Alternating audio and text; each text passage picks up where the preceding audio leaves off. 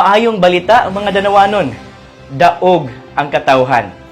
Nadungog og gitubag sa national government ang hangyo sa Danau City alang sa pagpatuman sa mga prioridad nga infrastruktura nga naguba tungod sa bagyong Tino. Karon, opisyal nang naglihok ang mga ahensya aron masiguro nga matuman kini karong tuiga.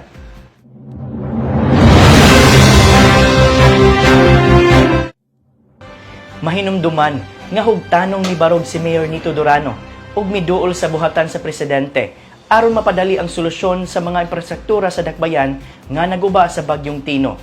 Ug niadtong Pebrero 19, human sa direktang koordinasyon sa DPWH 5th District Engineering Office ug sa suporta sa Office of the President sa pag-reprogram sa 2026 DPWH budget, gipahigayon ang meeting ug site inspection sa mga prioridad nga proyekto sa Danau City. Gipanguluhan ni Mayor Nito Durano kauban ang City Planning and Development Office ug City Engineering Office ang pagkighinabi sa DPWH officials aron hisgutan ang implementasyon sa mga proyekto.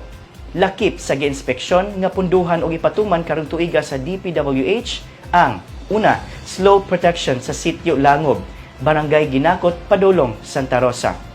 Ikaduha, retrofitting sa Ginakot to Quezon Bridge. Ikatulo, river embankment sa Barangay Suba to Barangay Taytay.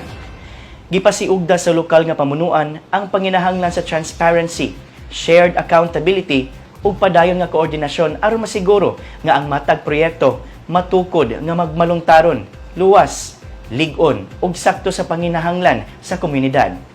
Kini nga kalampusan bunga sa hugot nga paningkamot ug paghiusa, proyekto nga para sa katawhan, pondo nga para sa katawhan ug kauswagan nga para sa pamilyang Danawanon.